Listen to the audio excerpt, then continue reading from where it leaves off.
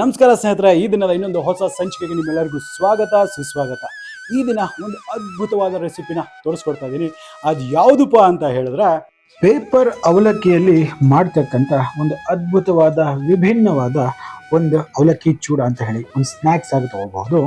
ಸಾಯಂಕಾಲ ಟೀ ಜೊತೆ ಸ್ನ್ಯಾಕ್ಸ್ ಆಗಿ ತೊಗೊಳೋದಕ್ಕೆ ತುಂಬಾ ಅದ್ಭುತವಾಗಿರುತ್ತೆ. ಇದು ಪೇಪರ್ ಅವಲಕ್ಕಿಯಲ್ಲಿ ಮಾಡಿರ್ತೀವಲ್ಲ, ತುಂಬ ಟ್ರೆಡಿಷ್ನಲ್ ಆಗಿರ್ತಕ್ಕಂಥ ಒಂದು ಸ್ನ್ಯಾಕ್. ಇದು ತುಂಬ ಲೈಟ್ ಆಗಿರುತ್ತೆ, ಮಾಡೋದಕ್ಕಂತೂ ತುಂಬ ಅಂದರೆ ತುಂಬ ಈಸಿ, ಟೇಸ್ಟ್ ಮಾತ್ರ ಅದ್ಭುತವಾಗಿರುತ್ತೆ. ಇದನ್ನು ಯಾವ ರೀತಿ ಮಾಡಬೇಕು ಅನ್ನೋದು ಹೇಳ್ಕೊಡ್ತಾ ಇದ್ದೀನಿ. ಹಾಗಾದರೆ ಮತ್ತಿನ್ಯಾವುದೇ ತಡ ಮಾಡಿದ್ರೆ ನಡೀರಿ ಈ ಒಂದು ಅದ್ಭುತವಾದ ರೆಸಿಪಿ ಯಾವ ರೀತಿ ಮಾಡಬೇಕು ಅನ್ನೋದನ್ನ ನೋಡುವ.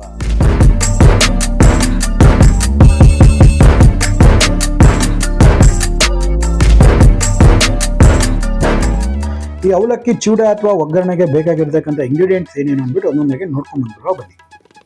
ಮೊದಲದಾಗಿ ಕರಿಬೇವಿನ ಸೊಪ್ಪು 2 ರಿಂದ 3 ಎಸಳು, ಬಾಡಿಗೆ ಮೆಣಸಿನಕಾಯಿ ಸುಮಾರು ಒಂದು 4 ರಿಂದ 5. ಇದು ನೋಡಿ, ಕಡಲೆ ಬೀಜ ಸುಮಾರು 1 ಟೇಬಲ್ ಸ್ಪೂನ್ ಅಷ್ಟು, ಜೀರಿಗೆ ಒಂದು ಅರ್ಧ ಸ್ಪೂನ್ ಅಷ್ಟು ತೊಗೊಂಡಿದ್ದೀನಿ, ಸಾಸಿವೆ ಒಂದು ಅರ್ಧ ಸ್ಪೂನ್ ಅಷ್ಟು, ಹಚ್ಚಿರ್ತಕ್ಕಂಥ ಕೊತ್ತಂಬರಿ ಸೊಪ್ಪು 1 ಟೇಬಲ್ ಸ್ಪೂನ್ ಅಂದ್ಕೊಳ್ಳಿ, ಧನಿಯಾ 1 ಟೀ ಸ್ಪೂನು, ಉದ್ದಿನಬೇಳೆ 1 ಟೀ ಸ್ಪೂನು, ರುಚಿಗೆ ತಕ್ಕಷ್ಟು ಉಪ್ಪು, ಮತ್ತು ಇದು ಬಂದುಬಿಟ್ಟು ಬೆಲ್ಲ ಮತ್ತು ಹಿಂಗು, ಕಾಯಿ ತುರಿ ಮತ್ತು ನಿಂಬೆಹಣ್ಣು 1. ಸೊ ಕಾಯಿ ತುರಿನ ಚೆನ್ನಾಗಿ ಫ್ರೆಶ್ ಆಗಿರ್ತಕ್ಕಂಥ ಕಾಯಿ ತುರಿ ಮತ್ತು 1 ನಿಂಬೆಹಣ್ಣು ತೆಗೆದಿಟ್ಕೊಂಡು. ಈಗ ನೋಡಿ, ಇಲ್ಲಿ ಸುಮಾರು ಒಂದು 1/4 kg ಅಷ್ಟು ಪೇಪರ್ ಅವಲಕ್ಕಿಯನ್ನು ನಾನು ತೊಗೊಂಡಿದ್ದೀನಿ. ಇದನ್ನು ಕ್ಲೀನಾಗಿ ಸ್ವಲ್ಪ ಬಿಸಿ ಮಾಡಿಬಿಟ್ಟು ಕ್ಲೀನಾಗಿ ಇಟ್ಕೊಂಡಿದ್ದೀನಿ. ಕ್ಲೀನಾಗಿ ಗಲೀಜೆಲ್ಲ ಇರೋ ಹಾಗೆ ಅದನ್ನೆಲ್ಲ ಕೊಡುಬಿಟ್ಟು ಸ್ವಲ್ಪ ಉಗುರು ಬೆಚ್ಚ ಥರ ಮಾಡಿಕೊಂಡು ಇದನ್ನು ನಾನು ಇಲ್ಲಿ ಇಟ್ಕೊಂಡಿದ್ದೀನಿ. ಈಗ ಇದನ್ನು ಯಾವ ರೀತಿ ಮಾಡಬೇಕು ಅನ್ನೋದನ್ನ ಈಸಿಯಾಗಿ ಹೇಳ್ಕೊಡ್ತೀನಿ ನೋಡಿ. ಮೊದಲದಾಗೆ ಒಂದು ಒಗ್ಗರಣೆಗೆ ಒಂದು ಬೇಸಿಕ್ ಒಗ್ಗರಣೆ ತೊಗೋಬೇಕಾಗತ್ತೆ, ಒಂದು ಮಸಾಲೆ ಥರ. ಸೊ ಅದಕ್ಕೆ ನಾನು ಏನು ಮಾಡ್ಕೊಳ್ತಾ ಇದ್ದೀನಿ, ಇಲ್ಲಿ ಧನಿಯಾ 1 ಸ್ಪೂನು, ಜೀರಿಗೆ ಇರುತ್ತಲ್ಲ ಜೀರಿಗೆನೂ ಹಾಕ್ಕೊಳ್ತಾ ಇದ್ದೀನಿ. ಮತ್ತು ಇದು ತುಂಬ ಇಂಪಾರ್ಟೆಂಟು, ಇದು ಬಂದುಬಿಟ್ಟು 1 ಸ್ಪೂನಷ್ಟು ನಾನು ಉದ್ದಿನಬೇಳೆ ಇಲ್ಲ ಅರ್ಧದಷ್ಟು ಒಗ್ಗರಣೆಗೆ ಇಟ್ಕೊಳ್ತೀನಿ, ಇದು ಮಸಾಲೆಗೋಸ್ಕರ ಅರ್ಧ. ಮತ್ತು ಹಿಂಗು 1 ಚಿಟಿಕೆ ಅಷ್ಟು ಬೇಕಾಗುತ್ತೆ, ಈ ಹಿಂಗನ್ನು ಸಹ ಹಾಕ್ಕೊಳ್ವಾ. ಇದ್ರ ಜೊತೆಗೆ 1 ಚಿಟಿಕೆ ಅಷ್ಟು ಎಣ್ಣೆ ಹಾಕಲಿ, ಜಸ್ಟ್ ಒಂದು 1/4 ಟೀ ಸ್ಪೂನ್ ಆದರೆ ಸಾಕು. ಮತ್ತು ಖಾರಕ್ಕೆ ಎಷ್ಟು ಬೇಕೋ ಅಷ್ಟು, ಸುಮಾರು ಒಂದು 5-6 ಬ್ಯಾಡಿಗೆ ಮೆಣಸಿನಕಾಯಿನ ಹಾಕ್ಕೊಳ್ತೀನಿ. ಈಗ ಇದನ್ನ ನೋಡಿ, ಲೋ ಫ್ಲೇಮಲ್ಲೇ ಇದು ಸ್ವಲ್ಪ ಕ್ರಿಸ್ಪ್ ಆಗಬೇಕು, ಅಲ್ಲಿವರೆಗೂ ನಾವು ಇದನ್ನು ಚೆನ್ನಾಗಿ ಹುರಿಯುವ.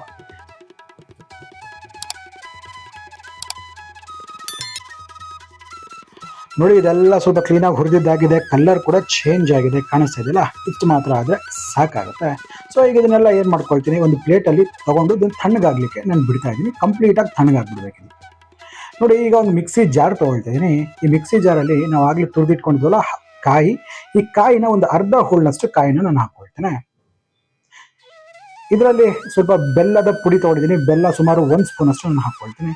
ಹಾಗೆ ರುಚಿಗೆ ತಕ್ಕಷ್ಟು ಉಪ್ಪು. ನಾವಾಗಲೇ ಇದು ಹುರಿದ್ಬಿಟ್ಟು ತಣ್ಣಗೆ ಏನು ಮಾಡಿದ್ವಲ್ಲ, ಈ ಪದಾರ್ಥನೆಲ್ಲ ಇದರಲ್ಲಿ ಹಾಕ್ಬಿಡುವ.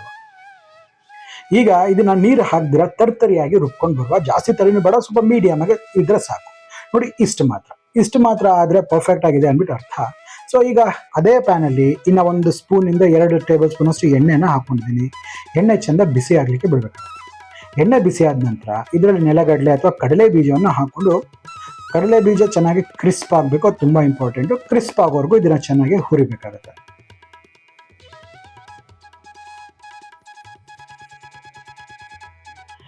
ನೋಡಿ, ಇದಾಗಿದ ತಕ್ಷಣ ಇದರಲ್ಲಿ ಸ್ವಲ್ಪ ಮಿಕ್ಕಿರ್ತಕ್ಕಂಥ ಉದ್ದಿನಬೇಳೆ, ಸಾಸಿವೆ, ಹಾಗೆ ಮಿಕ್ಕಿರ್ತಕ್ಕಂಥ 2 ಬ್ಯಾಡಿಗೆ ಮೆಣಸಿನಕಾಯಿ, ಹಾಗೆ ಕರಿಬೇವಿನ ಸೊಪ್ಪು ಇದನ್ನು ಹಾಕಿ ಇದನ್ನೆಲ್ಲ ಈ ಒಗ್ಗರಣೆ ಕ್ಲೀನಾಗಿ ಕುಕ್ ಮಾಡ್ಕೋಬೇಕಾಗತ್ತೆ.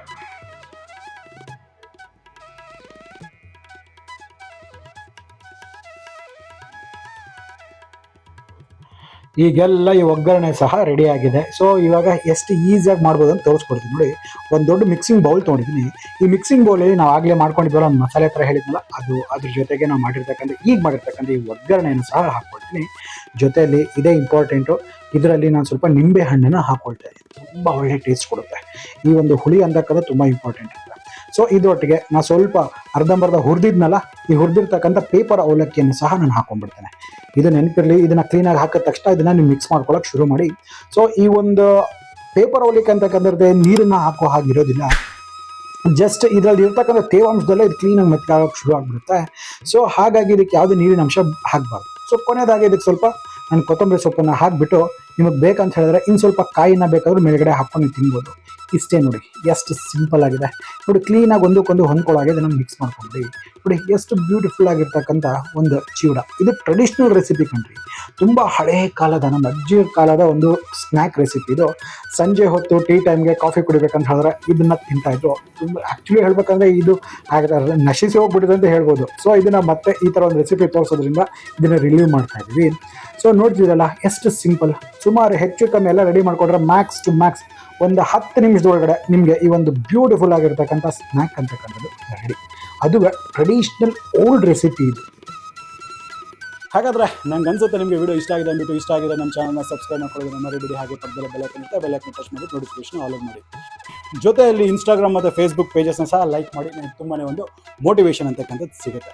ಹಾಗಾದರೆ ಮತ್ತೆ ಈ ಥರದ್ದೇ ಒಂದು ಹೊಸ ವೈವಿಧ್ಯಮಯ ಅಡಿಗೆಗಳೊಂದಿಗೆ ನಿಮ್ಮ ಮುಂದೆ ಹಾಜರಿರ್ತೀನಿ. ಅಲ್ಲಿವರೆಗೂ ನಾನು ನಿಮ್ಮ ದೀಪಕ್ ಶರ್ಜಾ ಸೈನಿಂಗ್ ಆಫ್ ಅಂಡ್ ಜೈ ಹಿಂದ್, ಜೈ ಕರ್ನಾಟಕ, ನಮಸ್ಕಾರ.